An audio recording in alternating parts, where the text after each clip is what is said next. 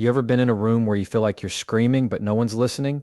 That's what it's like being married to a narcissist.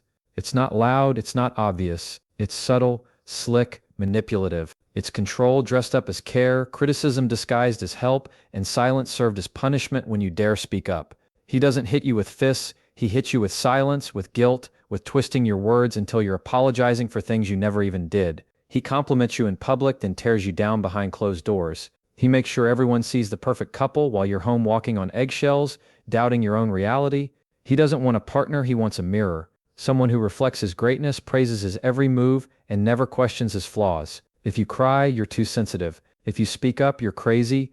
If you pull back, you're cold and ungrateful, and somehow it's always your fault. Always. That's the game, that's the poison.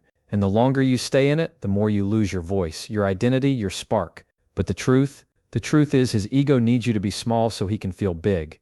The problem isn't you. It's the prison he built out of manipulation, where love has strings attached and freedom is a threat. You don't need to fix him, you need to remember who you are, because the moment you stop shrinking for his comfort is the moment he loses control. And that's when the healing begins. He doesn't show up barking orders like a dictator. That'd be too obvious.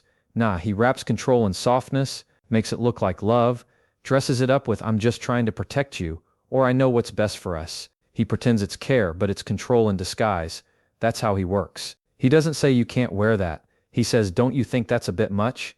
He doesn't demand you stop talking to your friends. He questions them, plants seeds of doubt. "She seems like a bad influence. He's always in your business, huh?" And just like that, you're isolated.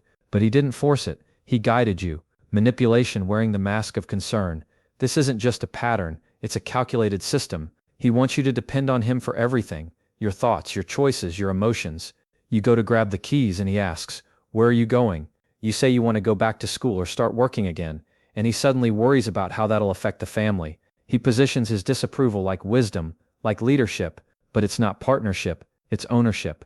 He doesn't want a woman who walks beside him, he wants someone he can steer. Every decision that matters needs his stamp of approval, and if you push back, you're ungrateful, too independent, selfish.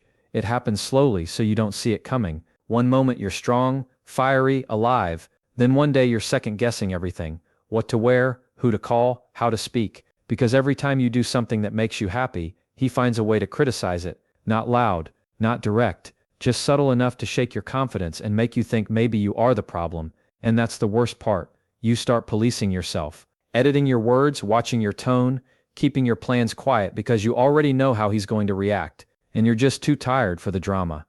That's not love, that's control baked into fear. He's not trying to build you up, he's trying to keep you small. The smaller you feel, the bigger he becomes. He sets the rules, shifts the goalposts, and you're always trying to catch up, trying to please him, trying to avoid conflict.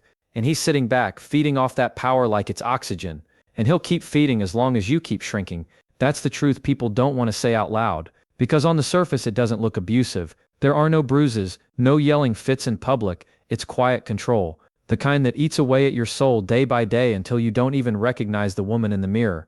And when you call him out, he flips it. He says you're imagining it, that you're paranoid, overreacting. He paints himself as the victim, and suddenly you're apologizing again, for having a voice, for wanting space, for needing freedom. He's got the playbook down, and you don't even know you're in the game. But here's what you need to hear. Control dressed up as love is still control. It doesn't matter how pretty he wraps it. If your choices feel like they're being filtered through his approval, if your happiness only exists when it fits his version of what's acceptable, you're not being loved, you're being managed. You were not created to shrink, you were not built to live in someone else's shadow, silenced by manipulation and disguised criticism. Real love doesn't need to dominate, it empowers. Real partnership doesn't fear independence, it celebrates it. So when he tells you it's just love, but it makes you feel small, scared, stuck, you already know. That's not protection, that's a prison, and you hold the key. He doesn't come at you with fists, he comes at you with words that twist, looks that cut, silence that screams, and he does it so smooth, so calm, that by the time you're hurting, you're not even sure why. That's how emotional manipulation works. It's not always loud, it's subtle, surgical, and it gets in your head before you even realize your heart's been dragged through the dirt. It's when you're upset, and instead of comfort, you get blamed. You're crying, and he tells you made him act that way. He hurts you, and you're the one saying sorry. He doesn't take responsibility. No, he flips it, reverses the whole thing. One minute you're trying to explain how he made you feel, and the next minute you're defending your tone, your timing, your words. That's the trap. The conversation becomes about your delivery, not his damage. He'll say things like, "Why are you so sensitive?" Or "You always take things the wrong way." And just like that, your pain is invalid. Your feelings are dismissed. He turns your reactions into the problem, not his actions. That's not love, that's gaslighting. It's erasing your reality and replacing it with his version, one where he's the victim, and you're always the reason things went wrong. He doesn't just want to win the argument, he wants to break the scoreboard, confuse the rules. He plays dirty in a way that's hard to call out because it looks like he's being calm, collected, rational, while you're spinning, doubting, questioning everything you thought you knew. He'll lie to your face, then act offended you don't believe him. He'll make promises in the heat of guilt, then pretend you misunderstood them the next day. It's a cycle of hope and letdown, comfort and chaos, and he keeps it going to keep you off balance. If you're always off balance, you'll never have time to stand up. The worst part? You start to believe him. That's how deep this game cuts. You'll begin to wonder if maybe you are too dramatic, maybe you are too needy, maybe you just don't know how to handle a relationship. But those aren't your thoughts. They were planted, fed to you over time, until they felt like your own. That's the art of manipulation. It doesn't just control your behavior, it hijacks your thinking. Your confidence doesn't disappear overnight. It's chipped away with each subtle jab, each time you're told you're just imagining it, and if you ever try to set a boundary, he'll find a way to make it look like betrayal. You pull back, and suddenly you're punishing him. You ask for space, and he acts abandoned. Now you're the bad guy. So you back off, you shrink again, you go quiet, and the pattern continues. That's not a relationship. That's emotional captivity. And it works because the chains aren't visible. They're emotional, mental, spiritual. But don't let the lack of bruises fool you. This damage, it's real. It rewires your self-worth, your identity, your ability to trust your own instincts. He doesn't love you more when you give in. He respects you less, because every time he manipulates you and it works, it confirms one thing to him, that he's in control, that he can bend you, break you, spin you, and you'll still come back, still question yourself, still chase his approval like it's oxygen. But it's not your job to make sense of his cruelty. It's your job to recognize the pattern, call it what it is, and choose something better. Because no matter how long you've been stuck in this cycle, the moment you see it clearly is the moment you can step out of it. You are not crazy, you're not overreacting, you're not too much, you're a human being asking for basic respect, honesty and consistency, and if that makes someone uncomfortable, that says more about them than it ever will about you. Manipulation isn't a love language, it's a warning sign. And when someone keeps making you feel like you're walking on glass while they walk away clean, you already know it's time to stop sweeping up their mess. He never breaks you all at once, he breaks you in pieces, with words that sound harmless to outsiders, but cut deep because you know the tone behind them, the smirk, the timing, the way he says it when no one else is listening. That's the weapon, a slow grind on your self-worth that never lets up. He doesn't need to yell to be cruel, he just needs to constantly remind you that you're not enough, not smart enough, not pretty enough, not capable enough, and he'll do it in ways that make it look like concern. You sure you can handle that? You don't really look good in that dress. Maybe that idea isn't realistic. Over time you stop dreaming, you stop trying, you start second-guessing every move you make. It's a strategy. He plants insecurity like a seed, waters it with doubt, and watches it grow into silence. Because the moment you doubt yourself, you stop challenging him, you stop standing up for what you want, and that's the point. It's not about building with you, it's about building on you, using your silence, your self-doubt, your hesitation as stepping stones to elevate his own importance. He makes himself look bigger by making you feel small. Every jab is a reminder that you're lucky to have him, that no one else would tolerate you, that he's the best you'll ever get. He keeps you in a mental cage, and the bars are made of his words. You'll go to wear something you love, and suddenly you remember that one comment he made last week, so you change. You'll want to speak up in a group, but you hear his voice in your head saying you talk too much, so you go quiet. That's the damage. Not physical, not visible, but real, and it works, because he knows you want peace, you want to keep things calm. So instead of calling him out, you call yourself down. You become your own silencer. That's not love, that's psychological submission. And when you start to feel the weight of it all, when the anxiety kicks in, when the sadness starts showing on your face, he spins it. He tells you you're being emotional, difficult, or too sensitive. And suddenly your reaction to the pain becomes the problem, not the cause of it. He never takes ownership, never pauses to ask why you've become so guarded, so tired, so checked out. Because deep down, he already knows. But acknowledging that would mean facing himself, and that's the one thing he'll never do. What he will do is keep picking you apart, and he'll make it seem like it's for your benefit, like he's helping you improve, like you're a project he's fixing.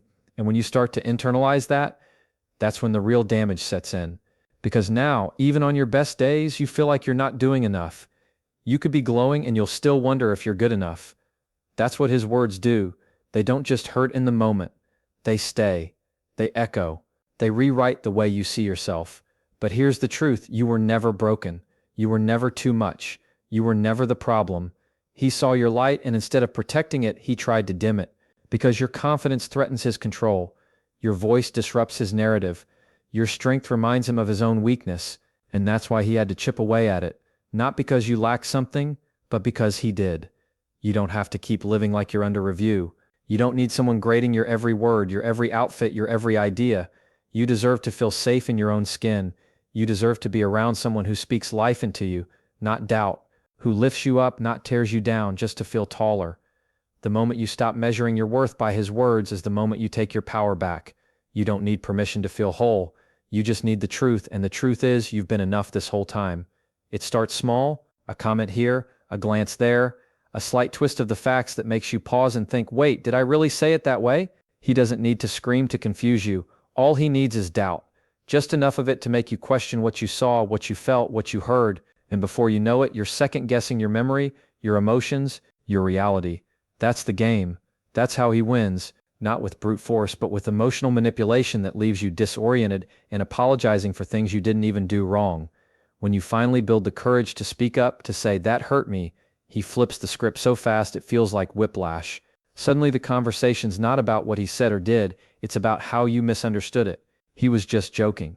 You're being too dramatic, too sensitive, too emotional. You walked into that moment with clarity, and now you're walking away confused, guilty, and wondering if maybe he's right. That's not a conversation.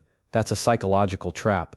And he's been laying it one brick at a time. He doesn't take responsibility ever. It's always someone else. Always an excuse.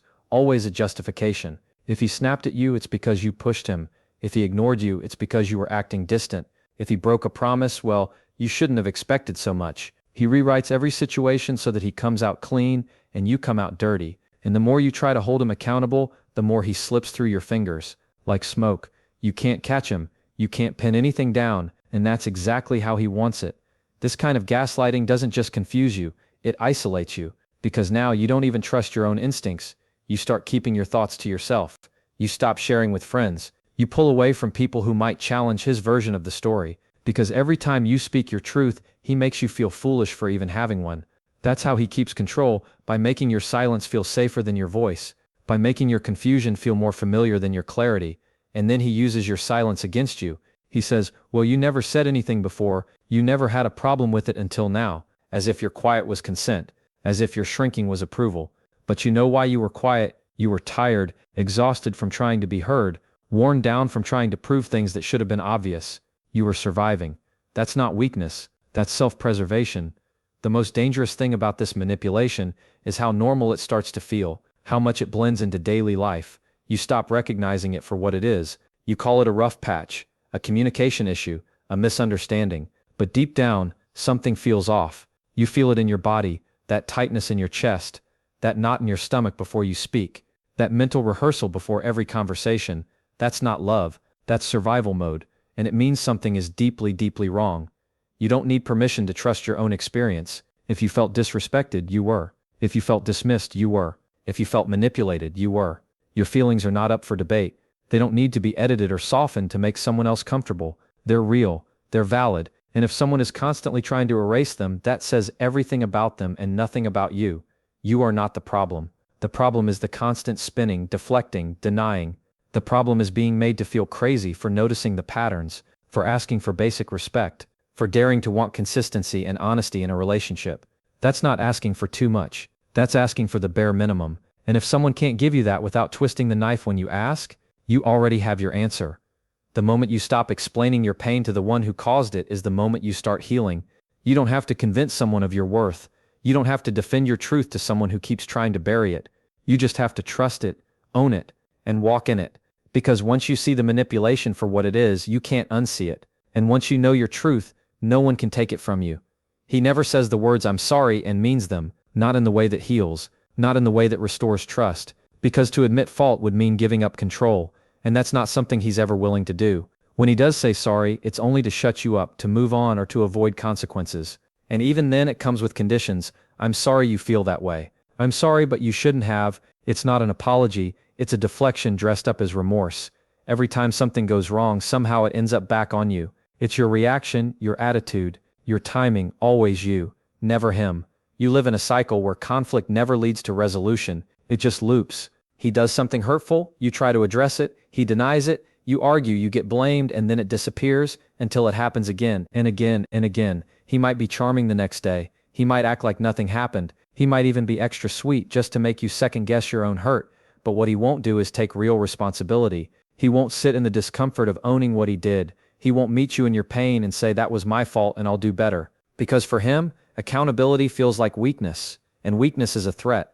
The reason he never changes is because he never truly sees himself as the problem. He believes he's always justified, always right, always misunderstood, and when you stay, when you forgive too quickly, when you let things slide just to keep the peace, it reinforces his mindset that he can hurt you and you'll still come back, that he can do the bare minimum and you'll stretch it into hope, that you'll carry the weight of the relationship while he critiques from the sidelines. You become the fixer, the one always reaching, always adjusting, always sacrificing just to keep the connection alive.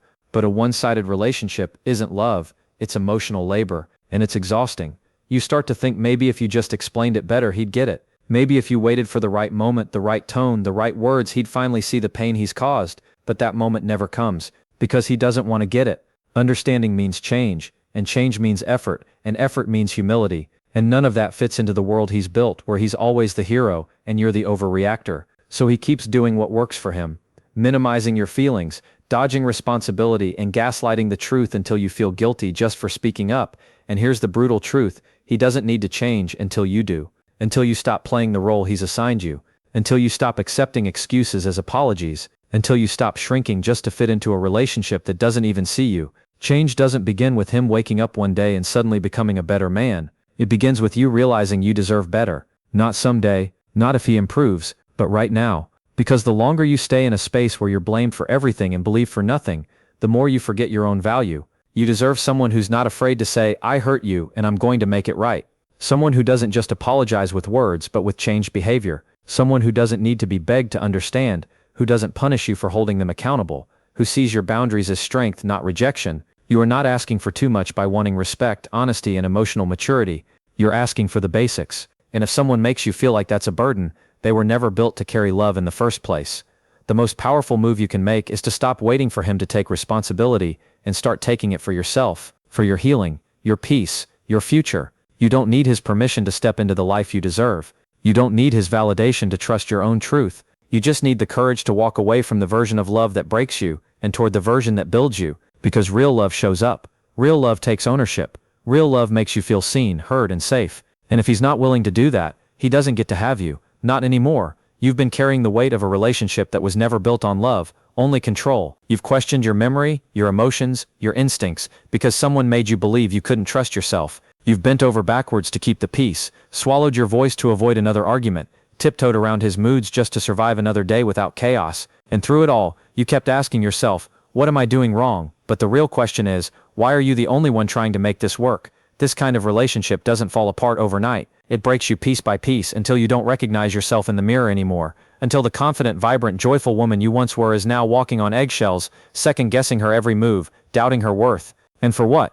For someone who never took responsibility, never said sorry without strings attached, never lifted you up without tearing you down first. You need to hear this loud and clear. His inability to love you right is not a reflection of your value. His refusal to grow, to change, to own his behavior, that's not your burden to carry. You cannot fix someone who doesn't think they're broken. You cannot keep pouring into someone who only drains you, and you sure as hell can't find yourself in the same place you keep losing yourself.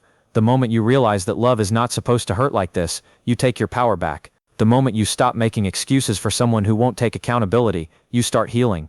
And the moment you say enough, not just with your voice but with your actions, that's the moment everything changes. You deserve peace that doesn't require silence. You deserve love that doesn't come with conditions. You deserve a partner who doesn't just look good in public, but treats you with dignity behind closed doors. The version of love you've been shown isn't the only version out there, and it's definitely not the one you were made for. So stop asking him to treat you better. Start asking yourself why you've tolerated less, and then move. Speak up, stand tall, walk away if you need to, not to hurt him, but to finally protect you. Because the truth is, your freedom doesn't come when he changes. It comes the moment you stop waiting for him to.